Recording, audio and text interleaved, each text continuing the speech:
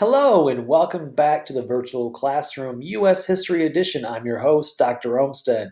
Today's topic, the second half of our lecture and discussion on the Reagan Revolution and the rise of modern conservatism.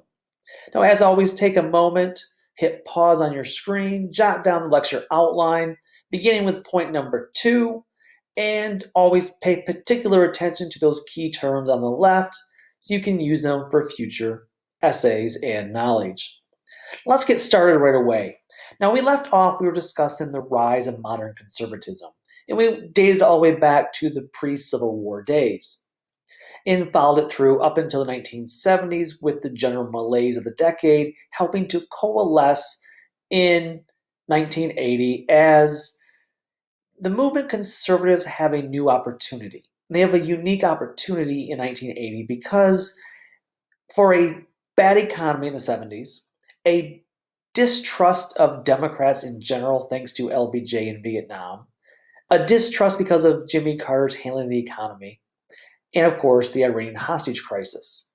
In 1980, they latched on to Ronald Reagan. Yes, the actor Ronald Reagan. And Reagan had been launched into national fame because up until 1964, he was largely a regional person. He was a movie star, people knew him. But politically, he had been governor of California. But 1964, he gives a rousing speech on national television in support of Barry Goldwater. And that was ill-fated, obviously. But he begins to better articulate who he is politically in the years that follow. In 1976, of course, he challenged Gerald Ford for the nomination and lost, but in 1980, he's back.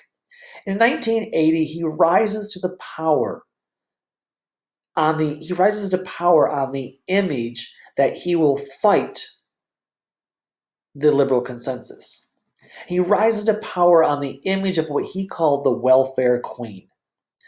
And what he said was the welfare queen was a black woman who he said had, quote, 80 names, 30 different addresses, 12 social security cards, and is collecting veterans benefit on 4 non-existing deceased husbands. And she is collecting social security on all of her cards. She's got Medicaid, getting food stamps, and she is collecting welfare under each of her 80 different names. Unquote. He follows this up in his inaugural address in which he concludes, quote, government is not the solution to our problems. Government is the problem, unquote. He promises to take the tax dollars away from the welfare queen and give them back to the hardworking white men. Notice this. This is why movement conservatives loved Reagan. He was doing exactly what they argued, but he was doing the reverse of what movement conservatives said had already been being done for 100 years. For 100 years, they've been arguing that they're taking hardworking tax dollars away from hardworking white men and giving it to those people of color, poor people, lazy people who don't deserve it. And Reagan says, no. Government should not be in the business of promoting the equality and regulating businesses, but rather government's the problem. It's in the way. This is why we have our problems. This is why we have lazy people of color and lazy white people who are getting undeserved government handouts. And he became the leading spokesperson of the nation against the Great Society, specifically targeting Medicare and Medicaid. Now, again, I'm not bashing Reagan here, but he was not a very intellectual or deep thinker. I don't mean that negatively. He was a good politician because he could read the public mood, and he knew after the 70s people wanted change. He championed optimism. He was charming. He was charismatic. And when he spoke, he was able to put things in terms that people could understand. In the definition of a welfare queen, that was a soundbite that was easily able to be understood by so many Americans. So many Americans who had struggled during the 1970s. They had been on layoffs on their jobs. They had lost, many of their rights. They felt like they were being pushed out of jobs as jobs were given to African Americans, as spots in companies and in universities were given by affirmative action to African Americans and other minority groups. And he promises a quote unquote revolution of ideas to unleash the capitalist spirit, restore national pride, and regain international respect. Again, it sounds very familiar to more modern day politics. But in doing so, he was able to secure a new Republican voting bloc. In other words, Reagan, riding the heels and riding the backdrop of the foundation of the movement conservatives, he was able to coalesce a brand new, solid Republican voting bloc that will basically vote Republican pretty much no matter what. So who are these people he's able to convince? Well, evangelicals. Now remember, evangelicals swung for JFK, but I mentioned to you in the 1960 election lecture. That also turned after the election, and it began to push push evangelical Christians to the Republican side. Other disaffected Southerner voters who were fed up with, desegregation and racism issues. Those silent majority of middle America that Nixon courted, those all swung to Reagan. And then, of course, those movement conservatives themselves, the rich businessmen, they all coalesce. These are all groups you notice that the movement conservatives have been courting. Remember, they courted those who were fed up with the racial violence, those Southern white racists, or those middle America who were just fed up with all the racial violence. They courted them after the 1954 Brown v. Board of Education, and of course 1960s with the Civil Rights Act, and of course the racial violence. Evangelicals, remember the two big things of government. Government should stay out of business and it should promote religion. That was their two big things they promoted. And which religion? Of course, Christianity. This was a time when many people felt that religion was on a decline. And so Reagan was able to take those rich white businessmen, the Movement Conservative Foundation, and then bring into the Republican fold the evangelicals and those, white racists. So how does he do this? Why does the religious right join Reagan? Well, it's because religion began to fuse with politics, especially post-1950. Why? Well, first main reason, Cold War, the fear of a nuclear apocalypse. And I have the video here that I would love to play for you. However, I'm pretty sure YouTube will give me a copyright claim against it. So you can look it up later, but the words are on the screen for you. This is a country western style song, but also a gospel song. The Louvin brothers were prominent gospel singers. And the idea was this is a religious emphasis that you need to get right with God because, the great atomic power is coming, nuclear holocaust, and you're probably going to die. Cold War fears. And they combined country music with hellfire and brimstone, the old gospel preaching. And by doing so, they're able to take that fear of a nuclear apocalypse and push Christians to say, okay, guys, it's time to get right with Jesus before you go meet him. So you're all going to die of a nuclear bomb. Let's get right with Jesus first. So the first reason why the religious right joined the Republicans is fear of nuclear apocalypse. Second big fear that caused religion to turn to the Republicans was fear of societal decay. Remember, 1960s, counterculture, sexual revolution, anti-war movement, civil rights movement, all these things that pushed against that culture of conformity of the 50s, that pushed against the Leave It to Beaver idea, the perfect nuclear suburban white family. All these social turmoil and upheaval pushed against what they felt was, this is what Christianity looks like.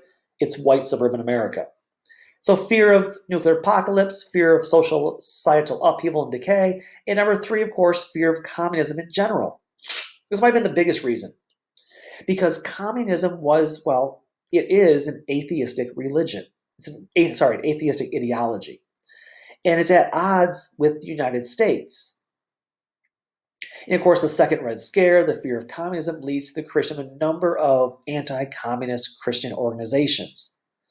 There was the Christian Crusade, the Christian Anti-Communist Crusade, and a number of these viewed like the Eisenhower's, defense secretary, that believed that you viewed communism very Christianity terms, good versus evil, God versus Satan.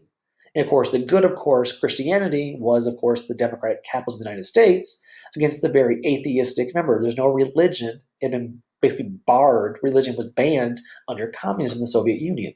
So it was an atheistic ideology. And so you take these three fears, this fear of nuclear apocalypse, fear of societal decay of the 60s, and then fear of communism, these three things, and then you add to it one more thing, a new wave of Christianity.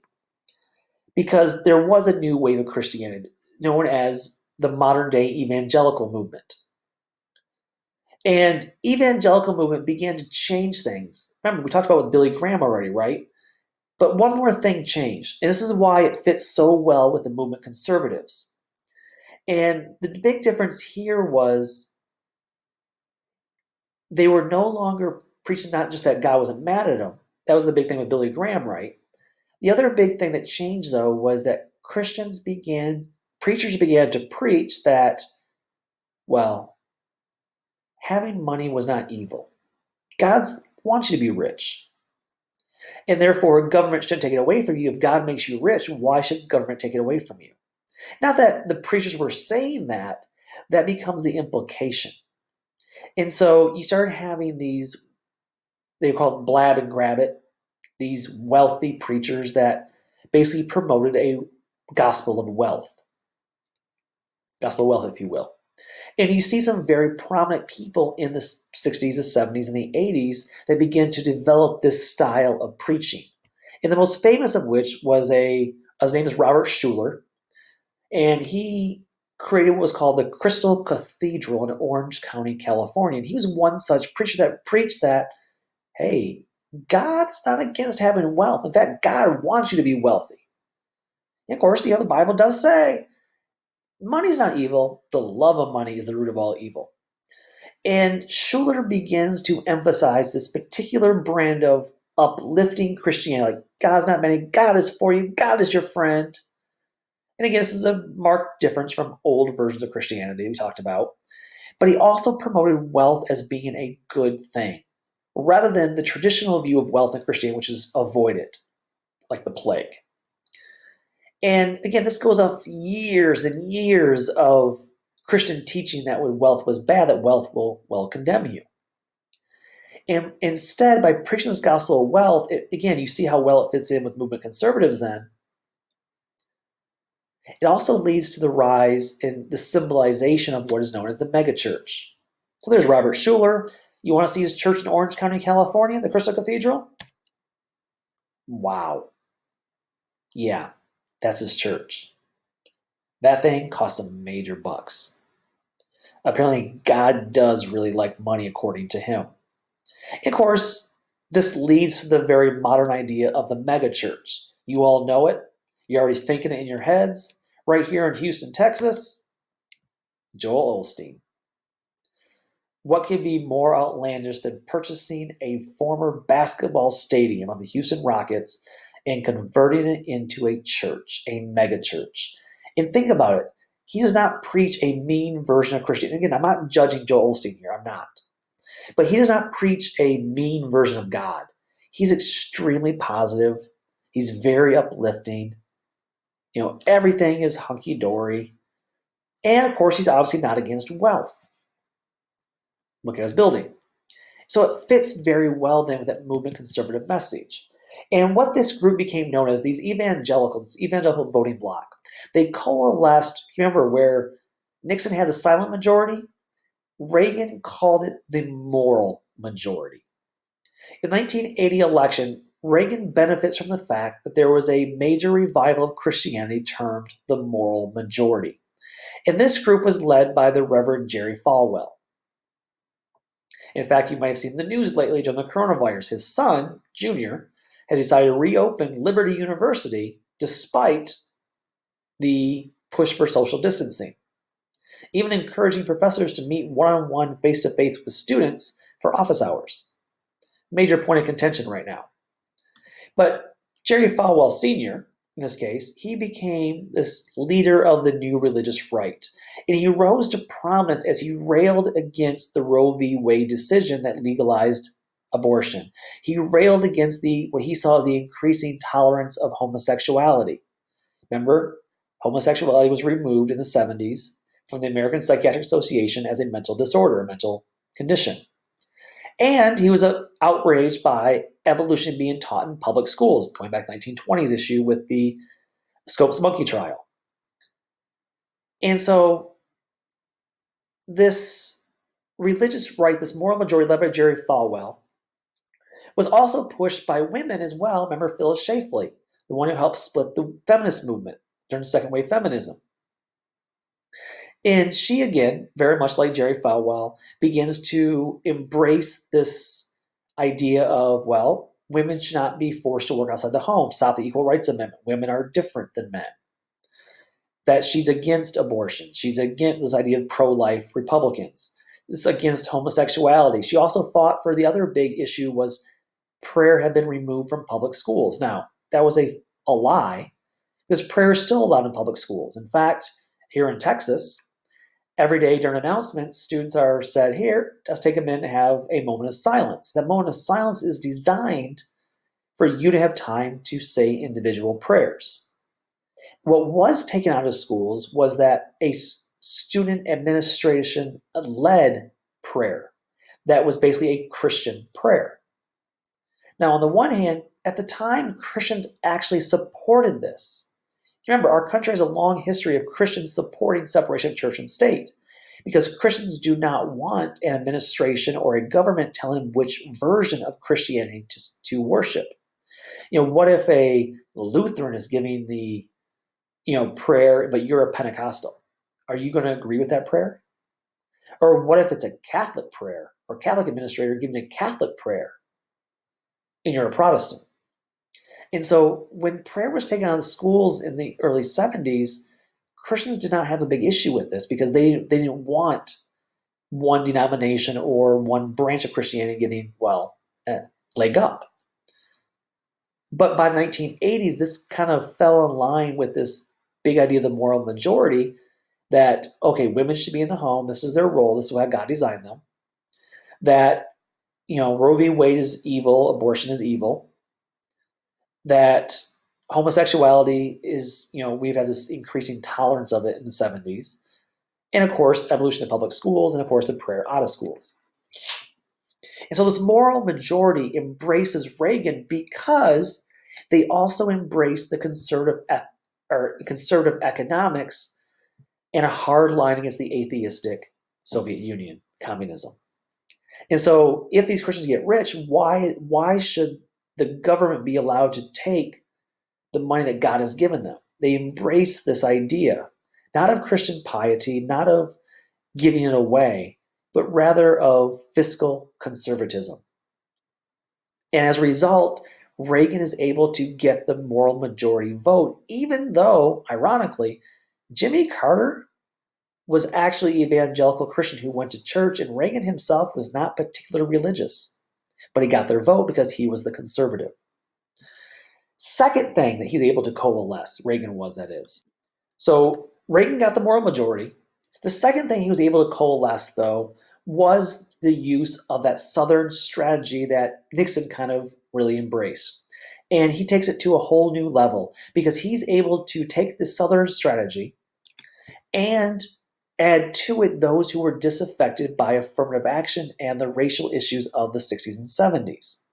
So Reagan, like Nixon, employed and benefited from the Southern strategy.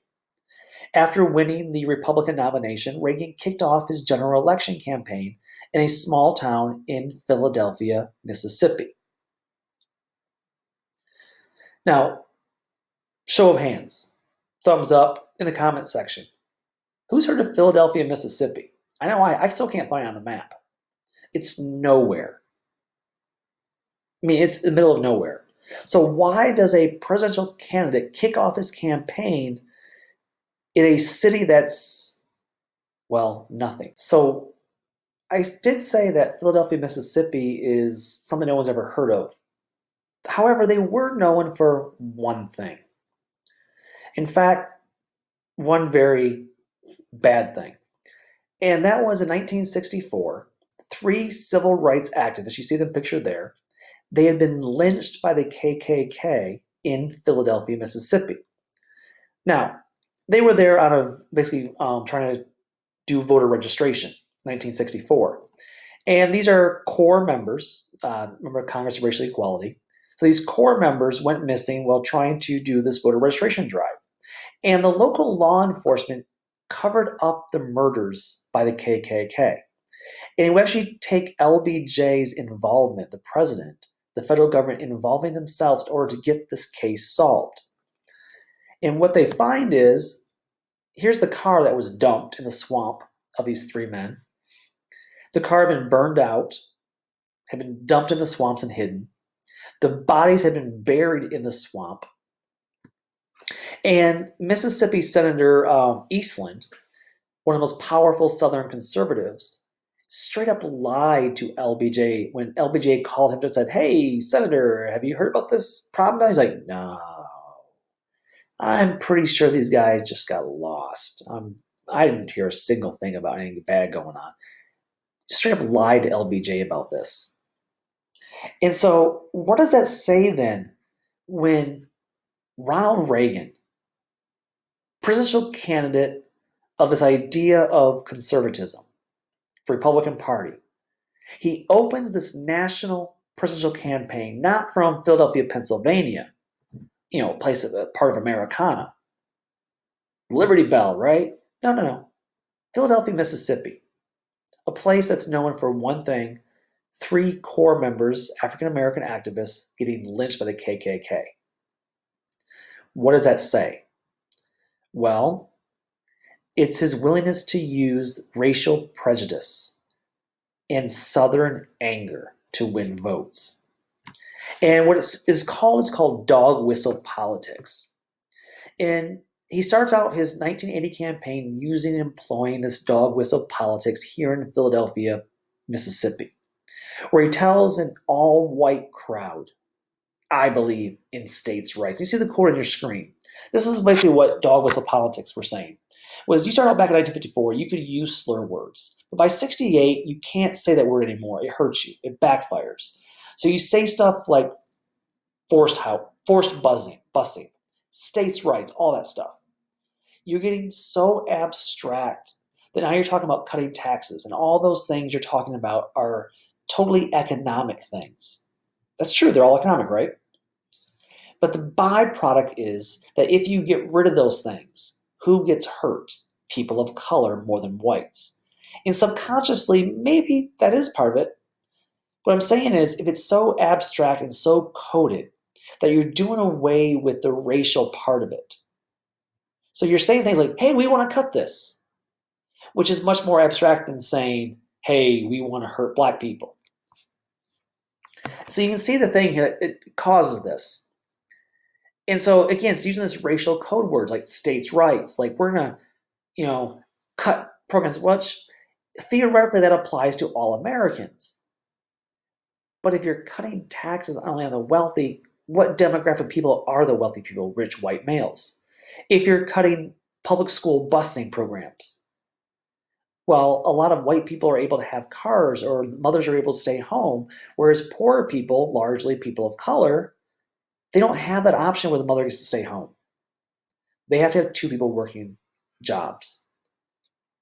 And so it's able to get votes and garner those votes from disaffected white Southerners, which again is further building that conservative coalition, the conservative voting bloc. And Reagan's able to bring it all together, bring in the rich businessmen, bring that silent majority of Nixon, plus now the dog whistle politics of the disaffected white Southern voter, racist issues, and the religious right all together. And the result, voters seem to embrace Reagan. He offers cheery promises of less government, lower taxes, renewed prosperity, revived military strength. He promises economic recovery through what he called supply side economics, soon dubbed Reaganomics. Which, what is that? Well, supply side economics, aka Reaganomics, suggests that the economic problems of the 1970s were caused from excessive taxes that weakened the incentive to work, save, and reinvest, i.e., because of the welfare state of the Great Society and New Deal, people were now de incentivized from working, made them lazy, and therefore they didn't work, they didn't save money, they didn't reinvest in the economy, thus, we had stagflation. So he argued, with supply side economics, that you cut corporate tax rates and taxes from the rich. Then those people will take that savings and reinvest it into their businesses, into communities, into their workers. And it will have a trickle down prosperity that will benefit the entire country and bring even more revenue to the government in the long run. So how does he explain this so the average person this is obviously it's Reaganomics, it's trickle down economics. How does he explain it to the average American? Well, he does so through a very easy, fun quip. He says, quote, you see, a recession is when your neighbor loses his job. A depression is when you lose your job. A recovery is when Jimmy Carter loses his job, unquote. Yep, that's how he explained it. And it works. In 1980, Reagan wins in a landslide. He wins over 90% of the Electoral College. This was not simply, though, a victory for Reagan. This was a major victory for movement conservatism, which by now was even attracting what were called Reagan Democrats, these Blue Dog Democrats, because conservatism now was the future of American politics. Some we're still dealing with the present day, for better or worse. So what does Reagan actually do in his first term? Very quickly, let's go through these things. Well, he does employ Reaganomics. You see on the screen. He swiftly implements his Reaganomic proposals. He focuses on defense spending. He reduces social spending. And he provides sweeping tax reform. Congress passes the entire Reagan economic package by 1981, with support of enough Democrats to push it to grand victory. He was able to cut personal income tax by 25%. He cut corporate taxes. And these taxes, coupled with increased defense spending, though, created massive federal deficits. The budget was extremely unbalanced. The federal debts grew larger and larger. So how do you deal with this? In fact, by the way, just fun fact, Reagan's federal debt he created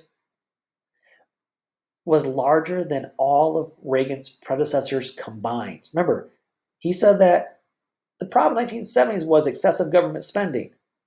He just created a massive government budget problem. And the economic slump continues. So how do you erase your huge debts if you're not taxing? You cut on the budget cuts. And so budget cuts became Reagan's way to deal with movement conservatives and to help this issue of stagflation. He pushed through a $35 billion budget cut program that slashed money from education, public housing, food stamps, school lunches. In other words, welfare cuts. That all those things predominantly help people who were poor, largely people of color, African Americans and Latinos. And fun little side fact, that cut to school lunches, many people actually argue, there's a lot of people that will argue, that this is when there's a coinciding thing here with the growing obesity of our country in the 1980s.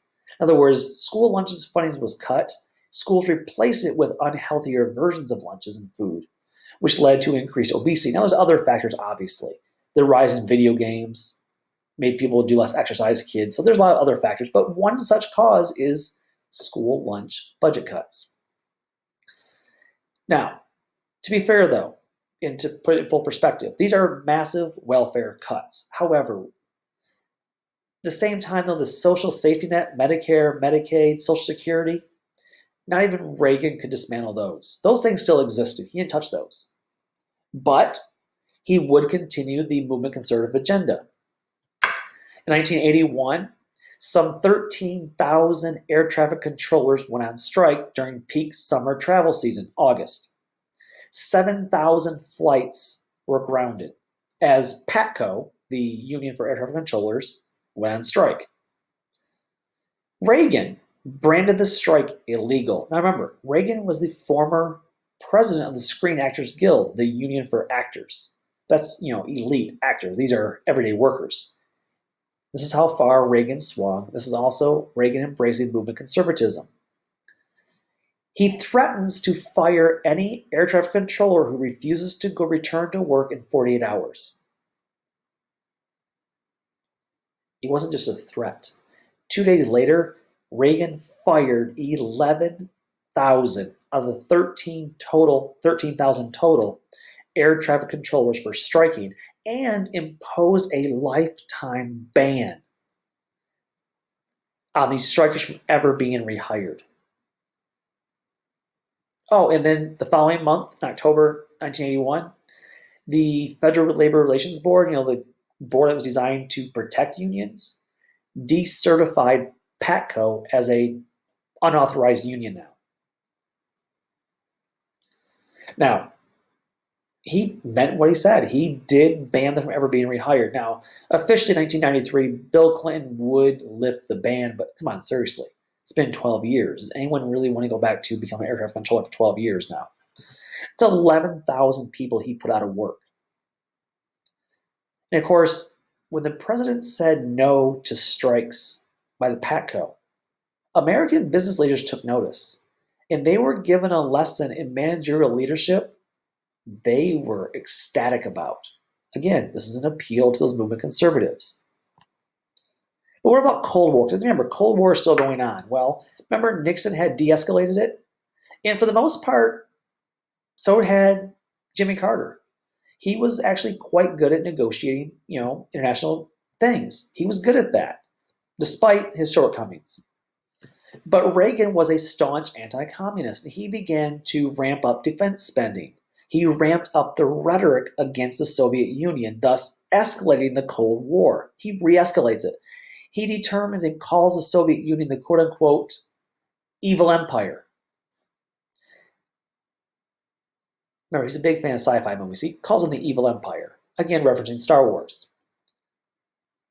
As détente deteriorates. Then in 1983, Reagan, big fan of sci-fi movies, former actor, he authorizes the development of a brand new defense program by the United States. It was called the Strategic Defense Initiative, SDI. But that was too boring for Reagan. So Reagan called it Star Wars. Now, what was Star Wars, besides a good movie? Well, it involved a complex anti-missile defense system. Okay, let me explain it easy terms for everyone to understand. Basically, it said, if the Soviet Unions fire a missile at us, we're going to use a complex series of lasers to shoot the missile down. And so we're going to use lasers and high-energy particle beams to destroy missiles before they ever reach their targets. Now, does this sound too good to be true? That's because it is. The idea of using lasers and high-energy particle beams to shoot down missiles from outer space is science fiction. It is Star Wars. If it was impossible, it's because it was.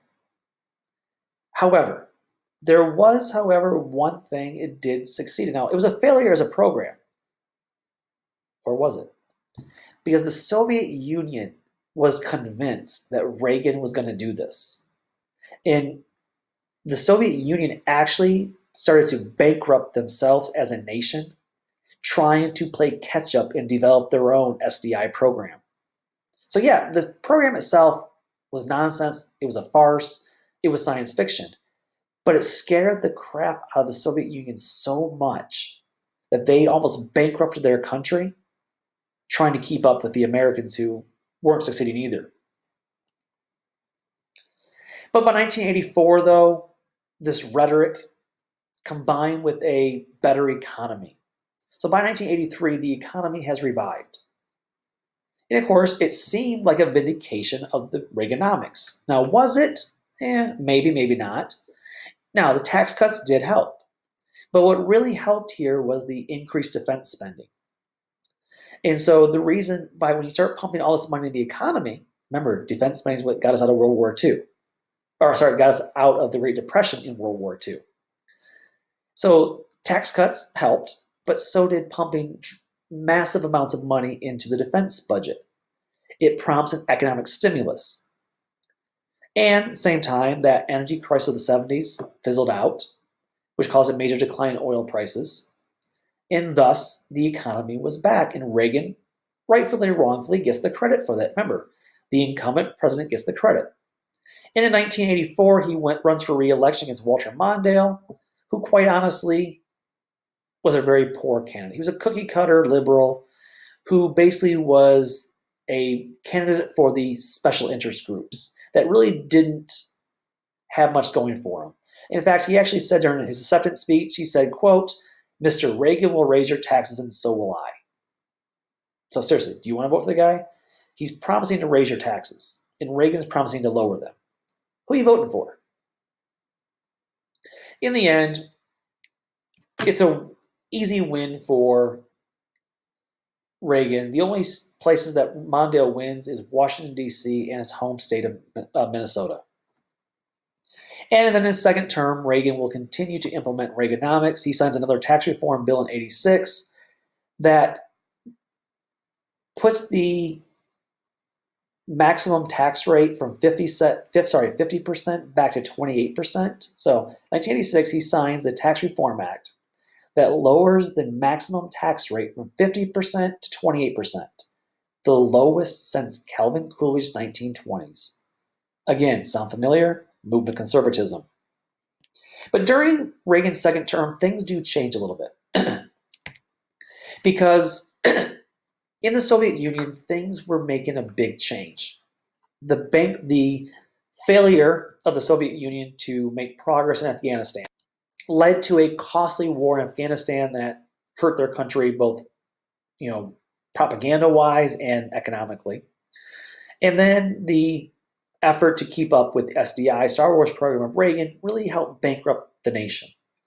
And in 1985, they have a new leader, Mikhail Gorbachev, and he will begin to institute this idea of glasnost, openness. He begins to say, you know what, communism is great, but maybe we should embrace some Western ideas of capitalism to, help us out a little bit, recover.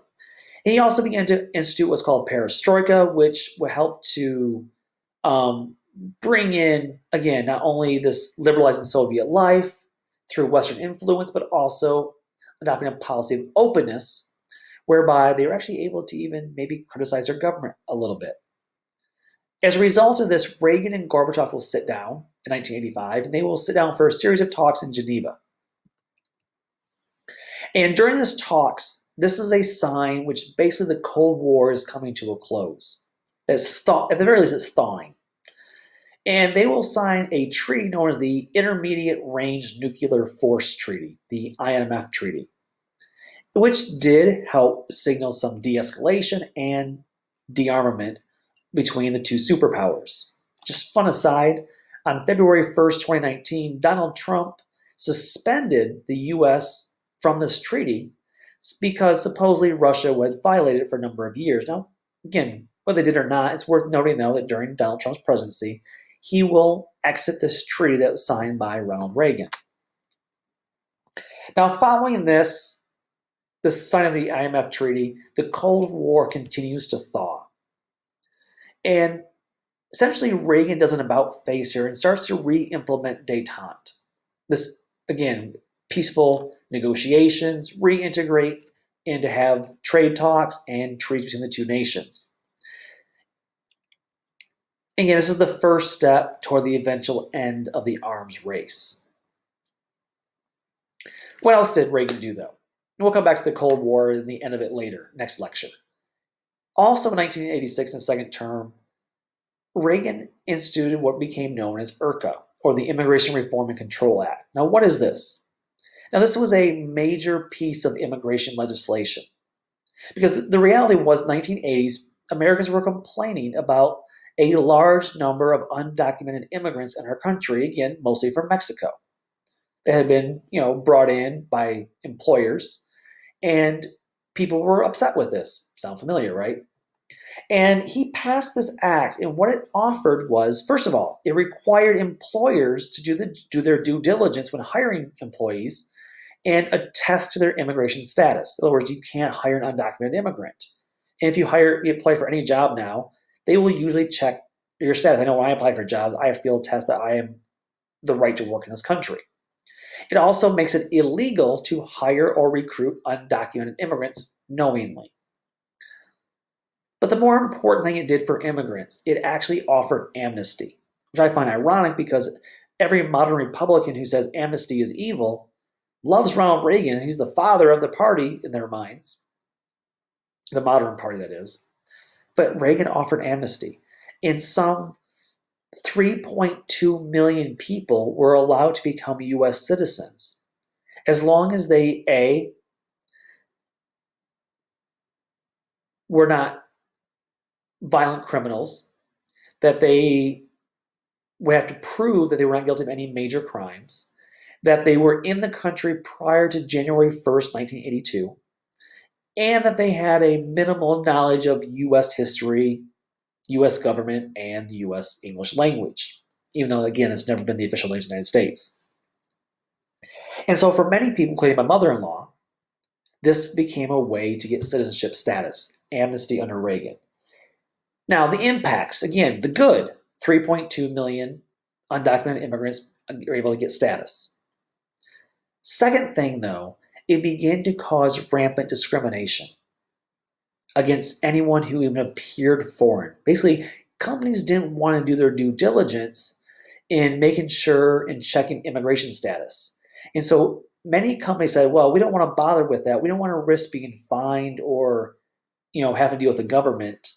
So, you know what? Let's just not hire anyone who looks like they may be a foreigner, i.e. someone of color. And the third thing it did, it created a very subversive black market. In other words, companies, remember the thing said knowingly hire an undocumented immigrant. So what they started doing is use subcontractors. So big corporations, big companies started using what's called subcontractors to hire people for them. That way, if it's found that the employee was an undocumented immigrant, the company themselves, the corporation, would not be liable for that. Let me give you an example, modern day. This came out about a year and a half ago in the news. AMC movie theaters, among other large movie chains, have been found guilty of employing mass numbers of undocumented immigrants, mostly Hispanics.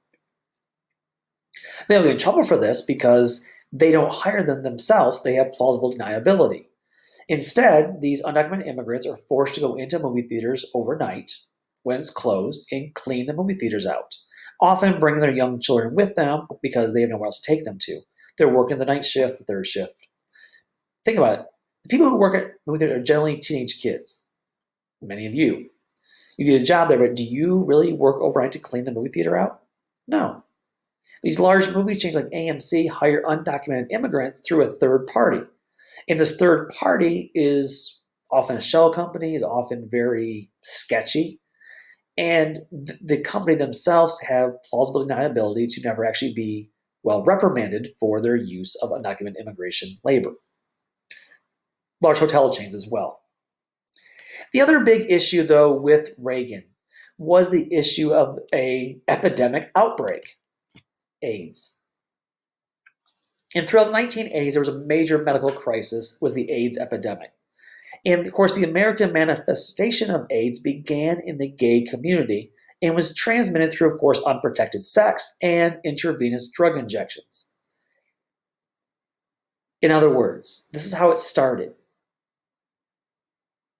And therefore, much like some leaders are calling the coronavirus a foreign virus or a Chinese virus, this was known as a gay disease. And the Reagan administration showed very little interest in directly combating it. Basically, it was seen, this is because they're sinners, they're gay, because they're homosexual, because they're drug users. This is why they're getting this disease. It's God's wrath. And basically, the Reagan administration refused to do anything about it.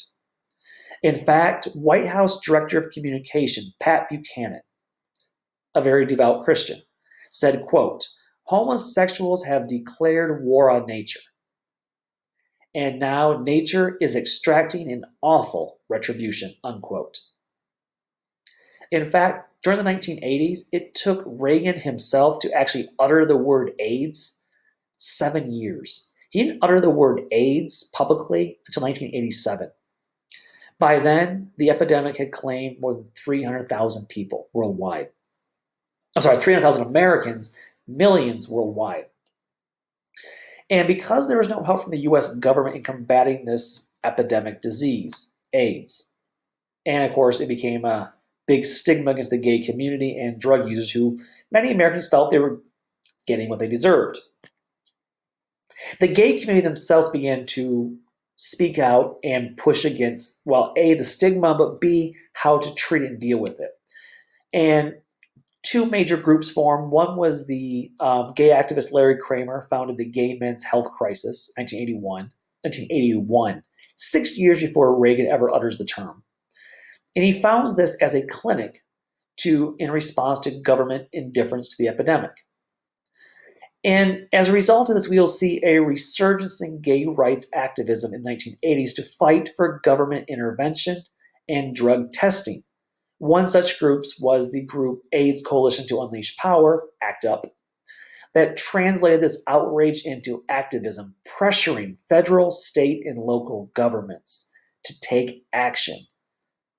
Unfortunately, they won't see much success until the 1990s because the government shows very little interest in helping this epidemic that they felt was a gay disease. Now, before we move on, though, we need to find out Reagan's going to leave office in 1988. And we'll have a new president we'll talk about next time. What is the legacy of the Reagan Revolution, though? This is considered a Reagan Revolution. Well, after 8 years of his conservative policy, hoping to implement the movement conservatives' agenda, what is his legacy? Reality, he did not dismantle the New Deal, Great Society welfare state. It didn't happen. Medicare, Medicaid, Social Security, they're all still there. While he will slash budgets in some area, the overall budget actually was higher when Reagan left than when he began. So he did shrink the federal government. He did not shrink the federal government. The budget was higher when he left than when he entered. Third, those conservative victories on abortion, Roe v. Wade, homosexuality, school prayer. He didn't do a single thing about any of those things. So all those things he campaigned on to win those votes, he actually did very little. What he did do, though, was the economic side of things. But despite not doing those things, the Reagan Revolution is important because it indicates the shifting of the American political spectrum to the right. In other words, the New Deal liberal consensus that embraced a welfare state is dead. Republicans and Democrats are now becoming more and more conservative, embracing more of the ideas of the movement conservatives. And he completely decimates unions that had been on the rise since the 1930s. And the Democratic Party will return in the 1990s, but it'll be a very different party with a very different brand of liberalism. But we'll talk about all this legacy next time in our next lecture. So until then, take care and bye-bye.